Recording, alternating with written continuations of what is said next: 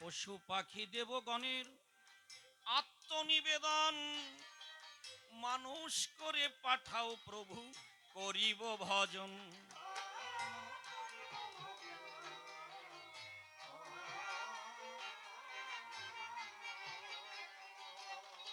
পশু পাখি দেবগণের আত্মনিবেদন মানুষ করে পাঠাও প্রভু করিব ভজন। করিব ভজন ও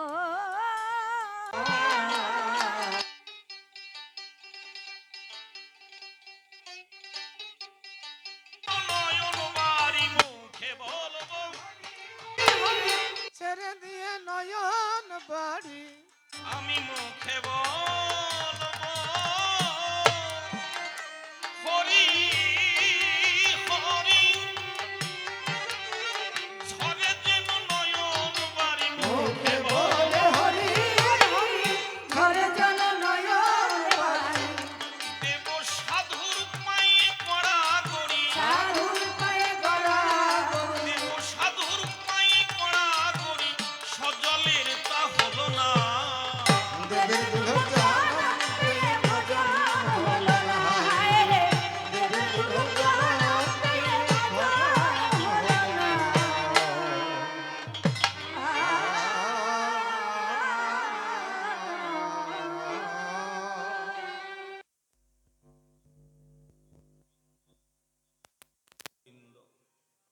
যার স্মরণে তো জাগেরিদি মাঝে বন্দি ব্রজেশ্বরী রাধা নাশ করে যে কুলের বাধা, কৃষ্ণ নামে অন্তর সাধা, তুচ্ছ লোকলাজে। বন্দনা করে শেষ, কাল্পনিক ভূমিকাতে করিব প্রবেশ। সবিশেষ সভা মাঝে জানাই নিবেদন, সজল সরকার আমার নাম, সে নামটি আমি বাদ দিলাম। শ্যামানন্দ দাস নামটি আমি করিলাম গ্রহণ। বিপক্ষের কবি যিনি, যোগানন্দ গোস্বামী হবেনি তিনি। তিনি অত্যন্ত জ্ঞানী এবং গুণী, তত্ত্ব এবং তথ্যের খনি। আজ তার কাছ থেকে নানা ধরনের জিজ্ঞাসার মীমাংসা লব শুনি। এটা আমার অন্তরের একান্ত আকিনিচন। এইবার এক এক করে কথাগুলি তুলে ধরব সভা পরে। আপনারা বিজ্ঞ নারী নরে, আমার কথাগুলি করুণাকর নন। তবে সবার কাছে রইল প্রার্থনা, আমার যেখানে দাড়ি কমা আপনারা যেন বিস্মরণ হবেন না। যদি প্রশ্নগুলি সার্বিকভাবে মনে রাখা যায়, যদি কেউ মনে রাখতে পারে, আমি বলি আপনাদের ধারে, তবে জবাব শ্রবণে কিন্তু পরিপূর্ণ সাধন করা সম্ভব মহতি সভায়। তাই এবার কিছু কথা জানিতে বাসনা করিয়াছিতে। আজ এই গোস্বামীর সাক্ষাতে রেখে যাব আমার কয়েকটা নিবেদন। হে গোস্বামী, ভজন জগতে তুমি অত্যন্ত দামি, তবে আমার একটা ক্ষুদ্র নিবেদন, রক্ষা করবে তুমি। কোনো ভাষায় যদি তোমাকে ব্যথা দেয়, তাহলে তুমি ক্ষমা করে স্থান দিও তোমার চরণ পরে। কেননা এই মুখের এই যে বাক্য একবার প্রকাশিত হয়ে গেলে তাকে কিন্তু আর ফিরিয়ে আনা সম্ভব নয়। ক্ষমা চাওয়া যায় মাত্র, দিয়ে সেই কাব্যের সূত্র। তাই তোমার কাছে রইল নিবেদন, বেশ কিছু প্রার্থনা আমি সভায় এক এক করে করব বর্ণনা। বিশেষ করে চৈতন্য চরিতামৃতের দিকে যদি একটু তাকানো যায়, আজ সেখান থেকে একটু মনের পুলকে প্রথম প্রার্থনা তুলে ধরি সভায়। ওই যে সাধ্য সাধন তত্ত্ব কথা আপনারা শুনেছেন বিজ্ঞ শ্রোতা, তবে দীক্ষা শিক্ষার প্রয়োজন টনকে বহুবার শুনেছেন। এদিকে আমি মনোনিবেশ করব না। আজ যখন বিশেষ ব্যক্তিকে পাই, পেয়েছি আজ বিশেষ ব্যক্তি, তুলে ধরবো আমার মনের সেই অভিব্যক্তি।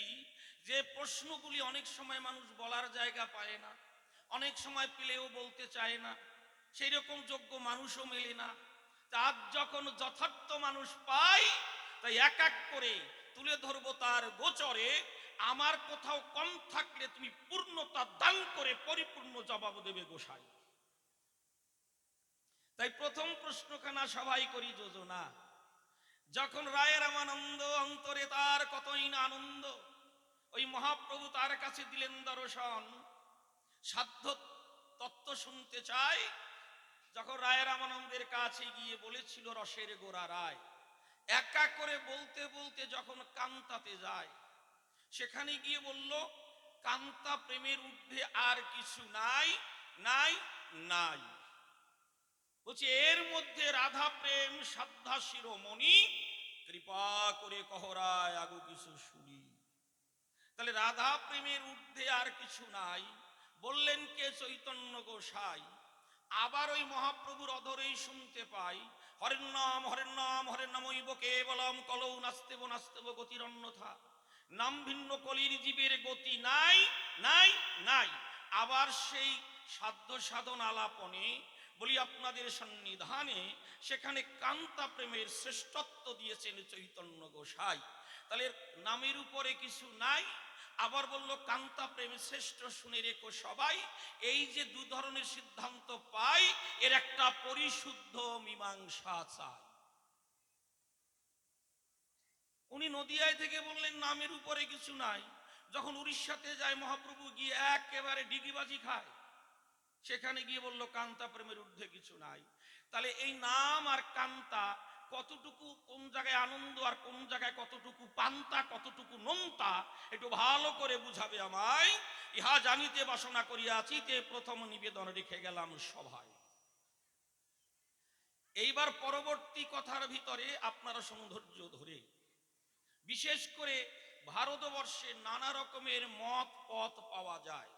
শাক্ত সৌর গানপথ্য বৈষ্ণব, এক একজনের এক এক রকম বৈভব। এছাড়া আউল বাউল নেরানেরি দরবেশ সাই কর্তাবাজা শ্রীগালী ঔপেন্দ্র, কত রকম শাখা প্রশাখা পাই। এখানটাই আমার শেষ কথা নয় গোসাই। কোন জায়গায়? এই যে কালাচাঁদ বিদ্যালঙ্কারের কথা শুনতে পাই, 1733 সালে বলি তোমার কাছে খুলে তিনি জগতে দিয়েছিলেন দর্শন। আর সেই কথা শুনবে যত বিজ্ঞ শ্রোতা। আমার প্রশ্নগুলি আগে একটু করি উত্থাপন, তবে আগে বর্ণনাটা দিয়ে তারপরে প্রশ্নটা দাঁড় করাবো সভায়। গোসাই যদি আবার স্লিপ কেটে চলিয়ে যায়, বলা তো যায় না। গোসাই ঢক একেবারে খারাপ না, হ্যাঁ? যদি কোন রকম সর্ষের তেল মাখাই আসে ধরিয়েও তো রাখতে পারবো না, স্লিপ মারবে তো। আমার মনের ভাবনা, তুমি যে বস্তুই মাখাও না কেন ছাই পকেটে থাকবে, তাতে আমার ভুল হবে না, তোমার ছাই দিয়ে ধরবো। তাহলে এই যে কালাচাঁদ বিদ্যালঙ্কারের কথা, এবার আপনারা শুনুন বিজ্ঞ শ্রোতা। এদের দিকে যখন তাকাই, এদের যা কৃষ্টি কালচার আচরণ দেখতে পাই, ওদিকে মহাপ্রভুর আদর্শকে যারা করেছে গ্রহণ, তারা বৈষ্ণব হিসেবে পরিচিত পরিগণিত হয়েছে সুন্দর ভুবন, তাদেরকে বৈষ্ণব কয়। কিন্তু এই যে কালাচাঁদ বিদ্যালঙ্কার যে পন্থাটা, যে মতপথ দেখা যায়, এদের মধ্যে কোনো মূর্তি পূজা নাই, এদের মূর্তি পূজা নাই। এদের কিন্তু পোষ্য দেবতা ভগবান শ্রীকৃষ্ণ, অথচ এদের কৃষ্ণের মূর্তি টুর্তি এরা ভজন করে না, ঘরে রাখে না, জায়গায় হয়তো ঠেকিয়ে রাখছে। কারণ অনেক রকম মত পথের মানুষ থাকতে পারে, তো না রাখলে একটা বেকায়দা হইতে পারে যে তোমাকে জায়গায় কোনো মূর্তি টুর্তি নাই, মাথা ঠেকাবো কোথায় যদি বলে বসে কোনো কর্তায়। এই জন্য হয়তো দায় পরে রেখেছে। এরা মূর্তি পূজার বিরোধী। তারপরে কি, ওরে কপাল রে, এরা আবার ওই একাদশী টসির দিকে, ওই যে মাসে কয়টা একাদশী বলুন তো আপনারা? দুটো একাদশী তো, একটা অমাবস্যায় আসে আর একটা পূর্ণিমাতে আসে, কিন্তু এরা একখান একাদশী মানে। আবার এরা কয় কি আমরা সারা মাস উপবাস থাকি। ওরে কায়দা রে, জম্মের খাওয়া খায় আর খালি সারা মাস উপবাসী থাকি। বৈষ্ণবদের মধ্যে বলে আপনাদের সান্নিধ্যে, বিশেষ করে যারা ইস্কনপন্থী মহাপ্রভুপন্থী, এদের মধ্যে দেখতে পাই এরা মৎস্য সেবা নেয় না, আর কালাচাঁদ বিদ্যালঙ্করের ভক্ত যারা মাছ মোটে ছাড়ে না। তারপরে অন্যান্য সম্প্রদায়ের মধ্যে গুরুদেবের শিষ্য গুরু, এখান থেকে ওদের প্রণালী শুরু। কিন্তু কালাচাঁদ পরিবারে এরকম একটা পন্থা টন্থা নাই। ওই মুসি, তারপরে ব্রাহ্মণ, নাপিত, বৌদ্ধ, যারাই যে সম্প্রদায় হোক না কেন, তারা গুরু আসনে বসতে পারে। মহাপ্রভুর দিকে যদি তাকাই, তার আদর্শে যাহা কিছু পাই, বেশিরভাগই স্ত্রীকে বাদ দিয়ে চলে, মানে নারী জাতিকে বাদ দিয়ে চলে। কি চলে না গোসাই? না, দুর্বল ইন্দ্রিয় করে বিষয় গ্রহণ, দারু নারী হরে জৈসে মুনিরূপী মন। কাঠের নারী নাকি ওনাদের ভজন পর্যন্ত নষ্ট করে দেয়, ওনাকে নাকি গচ্ছিত ধন থাকে না নারী মূর্তি দেখলে, কাঠের মূর্তি। তারপরে মহাপ্রভু নিজে পর্যন্ত বলেছেন, নারী বলতেন না, বলতেন প্রকৃতি। কিন্তু এখন এটা জ্বালায় তো পড়েছি, পিছন দিকের মানুষ কি খালি আমার পিছন দেখবে? কন আর একটা খ্রিস্টান দেয়া যায়, আর একটা দিলে একটু ভালো হয়। এখন সর্বক্ষণ যদি আমার পিছন দেখে কিরম লাগে না কন? আরে ভালোই আর মন্দই, যে যেভাবেই গান পরিবেশন করুক না কেন, তার বদন দেখতে চায়। তাই মাইকম্যান দা পিছনে এটা দিলে ভালো হয়, ওনাদের আর কত সময় পোঙা দেখাবো। এ কি খালি একটা শব্দে এত রস দেবার? এই গল্প দাঁড়ান, আগে প্রশ্নগুলো করিনি। আজকের জন্মের মতো ধরা ধরবো, কপালে যা হয়। আমি যদি না পারি, আপনারা আমার সঙ্গে থাকবেন তো? চরণ ধরে করি মানে আমি যত সময় আসরে থাকবো, 10 মিনিট, আধ ঘন্টা, 1 ঘন্টা, কারো প্রস্তাব চাপলেও শক্তই বসে থাকবেন, কিন্তু বাইরে যাবেন না। আবার এত লোকের সমাগম যেন বসে বসে খালাস করিয়েন না। সত্যি আনন্দে অন্তরটা ভরে যায়। কত মায়েরা, ভগ্নী, ভ্রাতা, গোসাই, সাধু, বৈষ্ণব এসেছেন মহতী সভায়। তাহলে মহাপ্রভু নারী পর্যন্ত বলতেন না, বলতেন প্রকৃতি। চৈতন্য চরিতামৃতে কি আছে? যে নারী তো দূরের কথা, বৈরাগী হইয়া করে মিষ্টান্ন ভক্ষণ, প্রভু কহে তাতে হয় না ইন্দ্রিয় বারণ। দেখুন কত রকম অনুশাসন। তারপরে নারী মোটে ছোঁয়া যাবে না। অথচ কালাচাঁদের ঘরে আপনারা দেখবেন লক্ষ্য করে, এই ভজনের ঘরে নারী প্রধান আসনও পায়। তাই তোমার কাছে আমার জানোয়ার বিষয়, এই কালাচাঁদ ইনি ছিলেন ব্রাহ্মণ্যবাদের বিরোধিতা করেছেন, অথচ তা তিনি কিন্তু কি কব কান আবার অগণিত ভক্ত তার ব্রাহ্মণ।